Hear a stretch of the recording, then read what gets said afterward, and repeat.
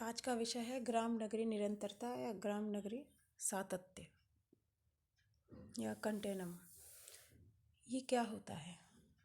ग्रामीण समाज, हमें पता चल गया ग्रामीण समाज क्या होता है और नगरीय समाज क्या होता है, दोनों में अंतर क्या होता है। आज की जो सामाजिक परिवेश है उसमें ग्रामीण नगरीय निरंतरता का मतलब आज मैं समझाऊंगी।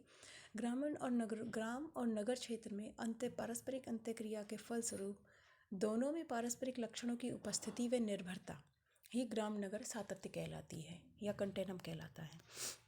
यानी वैसे तो ग्रामीण नगरीय समाज एक दूसरे के विपरीत दिखाई देते हैं, लेकिन पूर्णतः आज के संदर्भ में पूर्णतः नगरीय समाज और पूर्णतः ग्रामीण समाज यानी आदर्श जिसे हम कहेंगे वो बहुत ही कम है, देखने को मिलते हैं। न तो ग्रामीण समाज पूर्णतः स्वावलंबी है और न नगरीय समाज, क्योंकि दोनों एक दूसरे पर डिपेंड है।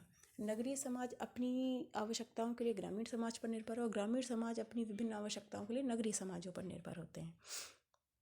इसलिए ऐसा समाज शायद ही है जो पूर्णतः नगरीय हो या पूर्णतः ग्रामीण हो।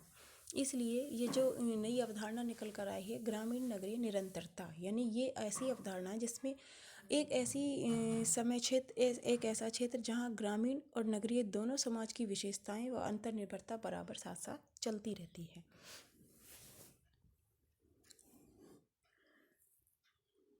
क्योंकि सांस्कृतिक दृष्टिकोण से जहाँ नगरों में ग्रामीण व्यवसाय, अंधविश्वास, झाड़ा फूंक, ओझा, पारंपरिक परंपराओं में विश्वास, रीति रिवाज, प्रथाएं आदि नगरीय क्षेत्र के लोग भी मानते हैं और अपने दैनिक जीवन में उनका प्रयोग भी करते हैं और उनका फॉलो करते हैं।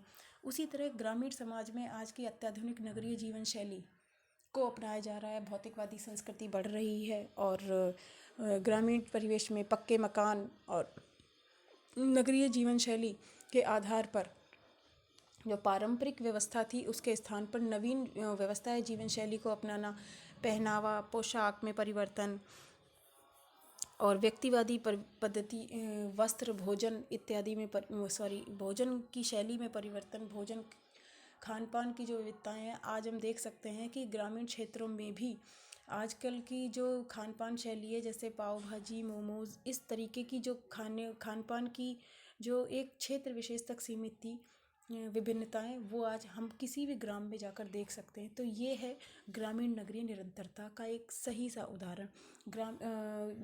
ग्रामीण क्षेत्र के लोग भी आज जानते हैं कि पाव भाजी क्या होती है, मोमोज क्या होता है, चाउमीन क्या होती है।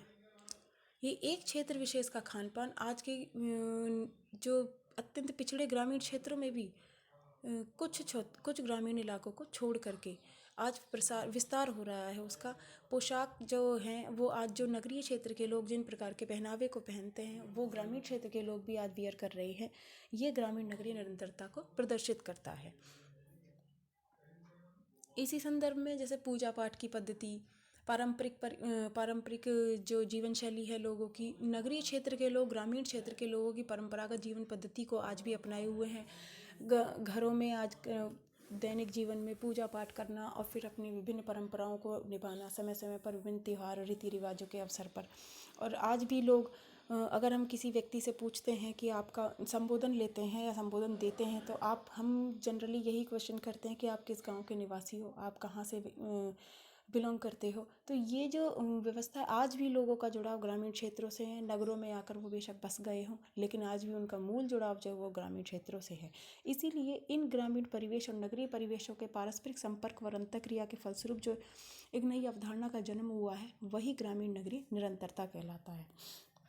ग्रामीण नगरीय द्वितीय विभाजन का विरोध करने वाली यह अवधारणा है। यानी ये वैसे तो ग्रामीण समाज अलग है, नगर समाज अलग है। यानी एक समाज को दो भागों में विभाजित करने वाली जो ये अवधारणा है, एक समाज को विभाजित करने वाली स्थिति का विरोध करने वाली अवधारणा है ग्रामीण नगरीय निरंतरता।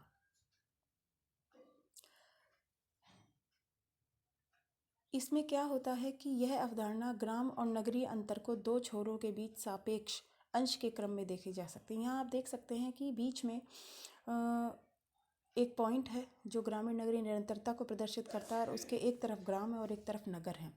आगे भी आप जैसे जैसे जैसे बढ़ते आपस में मिलते जाएंगे तो ये ग्रामीण नगरीय निरंतरता के पास आता जाएगा। इसी तरीके से इसे अगर हम खोल के विस्तार से समझने का प्रयास करें तो यह संबोध जो है ग्रामवासी और नगरवासियों के बीच सामाजिक मूल्य, धर्म, दृष्टिकोण आदि की निरंतरता को प्रकट करता है और इस बात पर बल देता है कि नगर एवं ग्राम दोनों परस्पर संबंध हैं, दोनों अलग अलग नहीं हैं और ग्राम और नगर के मध्य जो आदान प्रदान और लेन देन और पारस्परिक अंतःक्रिया की जो प्रक्रिया है, इस कारण दोनों में एक दूसरे की संस्कृति के तत्वों का सम्मिश्रण देखा जा सकता है और यही ग्रामीण नगरी निरंतरता है।